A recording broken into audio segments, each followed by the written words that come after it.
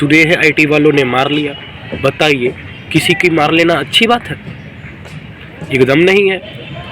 ये सारा विपक्ष को डुबाने के लिए चाल बनाया जा रहा है। हमारे कांग्रेस के नेता बहुत अच्छे हैं, मैं तो हमेशा सपोर्ट करता हूँ, आप लोग भी देखते हैं। वो नेता हमारे दिल से निकलते हैं क्योंकि उन्होंने इतना रुपया भारत सरकार को दिया, उससे शायद हम लोग का भला हो जाए, शायद मोदी जी और अन्न बांटे, शायद इसी रुपया से 15-15 लाख रुपया सबके अकाउंट में आ जाए।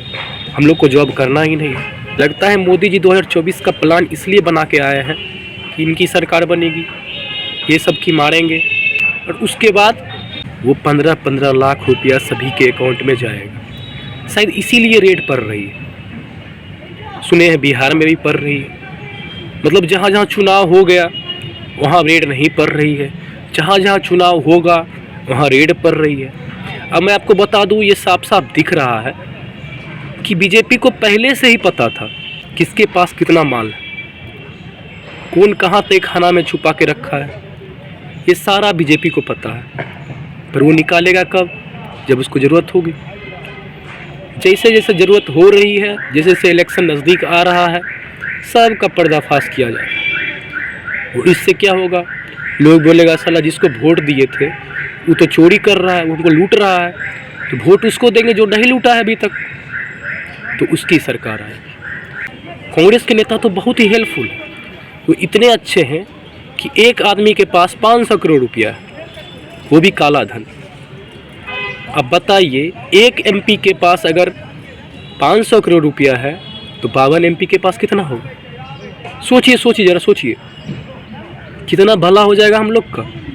आहा, आनंद आ जाता है ये सब बात सुनकर। ये कांग्रेस वाली की दान जो है, जो वो आईटी को दे रहे हैं या भारत सरकार को दे रहे हैं, इससे हम लोग का भला होगा। वाह रे कांग्रेस सरकार, ऐसे ही तुम काला धन छापते रहो और मेरी दुआ है कि आगे भी तुम काला धन छापते रहोगे ताकि हम लोग का भी कुछ भला हो जाए।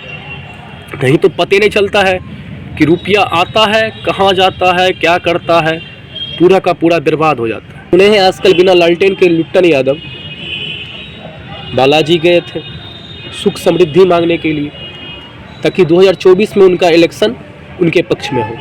देखिए, लुट्टन यादव को अब संभल जाना चाहिए। छापा बच्चा राय के ऊपर पड़ चुका है। अगर अभी भी नहीं संभले तो हो सकता है कि इस बार सरकार आपको भी ले ले। तो सबसे अच्छी बात है कि आप बच के रहिए, ठीक है? ये सब दलाली फलाली से बच के रखिए। जो माल तहखाना में छुपाए हैं उसको और तहखाना के अंदर छुपा दीजिए ताकि पता ना सके।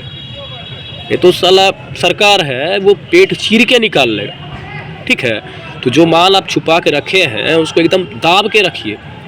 लालू जी से पूछ लीजिए कैसे वो घोटाला करते थे और कैसे वो दबा के रखते थे। सेम टू सेम आपको भी करना है। ये तो अब नया नया मुख रहा है, निकल जाइएगा। आज हम किसी का ट्वीट देख रहे थे कि तेजस्वी सरकार अगर यूपी में होती तो सभी को रोजगार देती।